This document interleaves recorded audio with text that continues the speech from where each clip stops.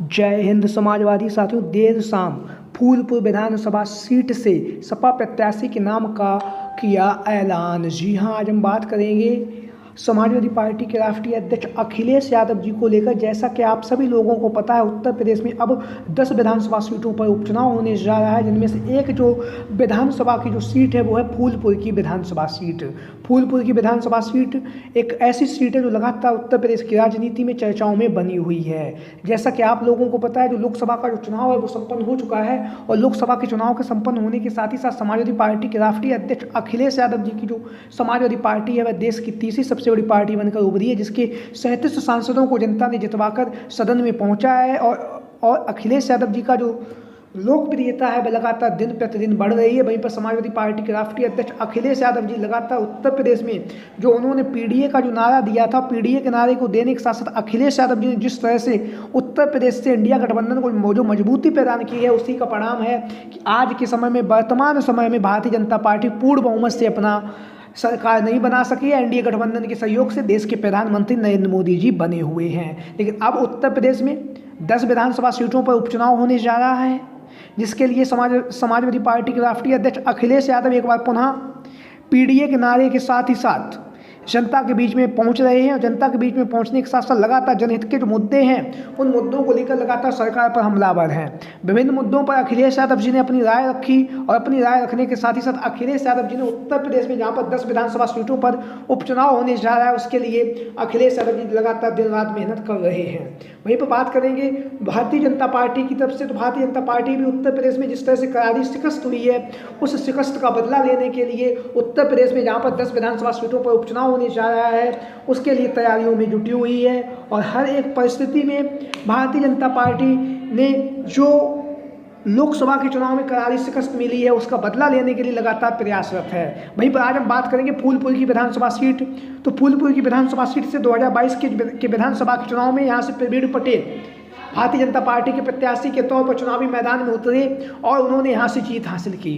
प्रवीण पटेल जब यहाँ से उन्होंने जीत हासिल की, उसके बाद प्रवीण पटेल विधानसभा पहुंचे। लेकिन 2024 के लोकसभा के चुनाव से पहले भारतीय जनता पार्टी की तरफ से प्रवीण पटेल को फूलपुर की लोकसभा सीट से भारतीय जनता पार्टी का प्रत्याशी बनाया गया, और उन्होंने यहाँ से रिकॉर्ड मतों से जीत हासिल की। और जीत हासिल करने के साथ साथ उन्होंने जो फूलपुर की विधानसभा सीट है उससे अपना इस्तीफा दे दिया है। और इस्तीफा देने के बाद फूलपुर की जो विधानसभा सीट है वह खाली हो चुकी है। तो इस खाली सीट पर विधानसभा उपचुनाव होने जा रहा है, और इस उपचुनाव में समाजवादी पार्टी के राष्ट्रीय अध्यक्ष अखिलेश यादव जी यहाँ से समाजवादी पार्टी को जितवाने के लिए लगातार प्रयासरत हैं। लगातार पिछड़ा, दलित, अल्पसंख्यक समाज को एकमुश्त करते हुए जो लोकसभा के चुनाव में अखिलेश यादव जी ने कमाल किया था, उसी कमाल को दोबारा करने के लिए अखिलेश यादव जी लगातार तैयार हैं।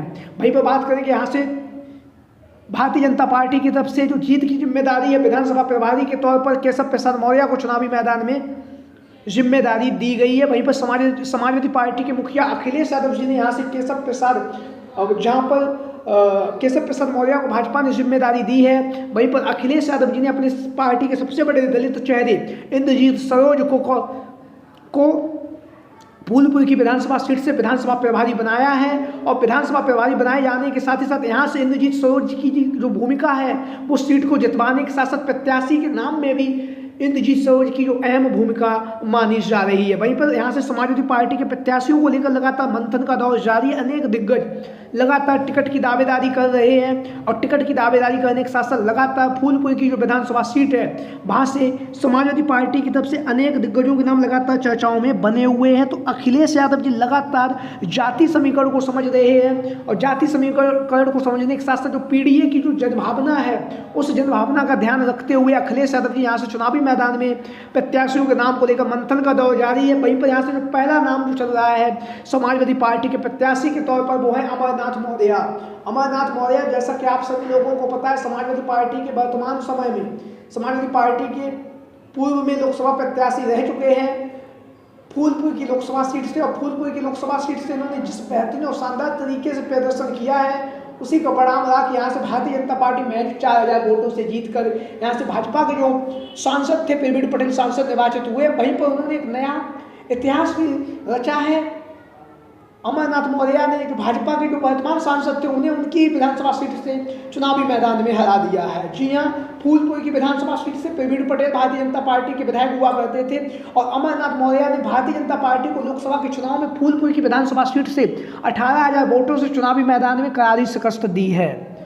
तो इस बात का भी अखिलेश यादव जी ध्यान रख रहे हैं। वहीं पर फूलपुर की जहां पर विधानसभा का उपचुनाव होने जा रहा है वहां पर समाजवादी पार्टी के प्रत्याशी के तौर पर अमरनाथ मौर्य का जो नाम है वो चर्चाओं में बना हुआ है। लगातार अमरनाथ मौर्य जनसंपर्क कर रहे हैं, लगातार लोगों के बीच में जा रहे हैं, लोगों के बीच में पहुंचने के साथ ही साथ लगातार समाजवादी पार्टी का प्रचार प्रसार कर रहे हैं। वहीं पर दैनिक भास्कर का जो सर्वे हुआ है उस सर्वे में अमरनाथ मौर्य को फूलपुर से समाजवादी पार्टी के प्रत्याशी के तौर पर जनता ने पहली पसंद भी बताया है। अमरनाथ मौर्य की जो टिकट की दावेदारी है वो लगातार मजबूती के साथ मानी जा रही है।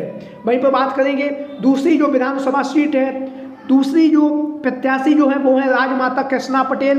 राजमाता कृष्णा पटेल का नाम लगातार चर्चाओं में बना हुआ है, लगातार जनसंपर्क का कार्यक्रम जारी है और अपना दल कमेरावादी के साथ में इनका जो गठबंधन भी है अखिलेश यादव जी का 2022 में, तो कहीं ना कहीं राजमाता कृष्णा पटेल को अखिलेश यादव जी यहाँ से चुनावी मैदान में उतारकर, जहाँ पर पटेल मतदाताओं की संख्या अच्छी खासी तादाद में है और वहीं पर पटेल मतदाता यहाँ पर निर्णायक भूमिका में भी रहा है। तो ऐसी स्थिति में अखिलेश यादव जी फूलपुर की विधानसभा सीट से राजमाता कृष्णा पटेल को चुनावी मैदान में उतार सकते हैं और कहीं ना कहीं जो पटेल समाज का जो मतदाता है उससे साधने के लिए यहाँ से राजमाता कृष्णा पटेल के नाम का ऐलान अखिलेश यादव जी कर सकते हैं। वहीं पर दैनिक भास्कर का जो सर्वे हुआ था उस सर्वे में राजमाता कृष्णा पटेल को भी लोगों ने पसंद किया है समाजवादी पार्टी के प्रत्याशी के तौर पर फूलपुर की विधानसभा सीट से। तो लगातार राजमाता कृष्णा पटेल का नाम लगातार चर्चाओं में बना हुआ है फूलपुर की विधानसभा सीट से। इसी के साथ ही साथ जो अगले प्रत्याशी का जो नाम है वो पूर्व में यहाँ से विधायकी का चुनाव लड़ चुके हैं मुस्तफ़ा सिद्दीकी। मुस्तफ़ा सिद्दीकी का नाम लगातार चर्चाओं में बना हुआ है, लगातार मुस्तफ़ा सिद्दीकी जनसंपर्क कर रहे हैं, लोगों के बीच में, जनता के बीच में, आवाम के बीच में पहुंचकर लगातार समाजवादी पार्टी का प्रचार प्रसार कर रहे हैं। वहीं पर अखिलेश यादव जी के द्वारा मुस्तफ़ा सिद्दीकी को 2022 के विधानसभा के चुनाव में फूलपुर की विधानसभा सीट से चुनावी मैदान में उतारा गया था, लेकिन मुस्तफ़ा सिद्दीकी यहाँ से जीत हासिल नहीं कर सके। लेकिन विधानसभा उपचुनाव में एक बार पुनः मुस्तफ़ा सिद्दीकी का जो नाम है वो लगातार चर्चाओं में बना हुआ है। वहीं पर बात करेंगे यहाँ से दूसरे नंबर पर जो प्रत्याशी रहे हैं वो है धर्मराज पटेल। धर्मराज पटेल को दैनिक भास्कर के सर्वे में जनता ने दूसरा सबसे बड़ा लोकप्रिय प्रत्याशी के रूप में जनता ने पसंद किया है। वहीं पर धर्मराज पटेल लगातार जनसंपर्क कर रहे हैं, लगातार लोगों के बीच में, जनता के बीच में पहुंचकर लगातार समाजवादी पार्टी का प्रचार प्रसार कर रहे हैं। तो आप लोगों की क्या राय है फूलपुर की विधानसभा सीट से इन संभावित दावेदारों को लेकर जो लगातार अपनी टिकट की दावेदारी कर रहे हैं? वहीं पर समाजवादी पार्टी के राष्ट्रीय अध्यक्ष अखिलेश यादव जी से लगातार टिकट की मांग भी की जा रही है। आप लोगों की जो भी राय हो, जो भी विचार हों, सभी साथी कमेंट बॉक्स के माध्यम से अपनी राय और अपने विचार दे सकते हैं। इसके साथ ही साथ जो भी साथी चैनल पर आज पहली बार आए हैं वो चैनल को सब्सक्राइब करें, वीडियो को लाइक करें। वीडियो को अंत तक देखने के लिए आप सभी का बहुत बहुत धन्यवाद एवं आभार। Thank you for watching this video.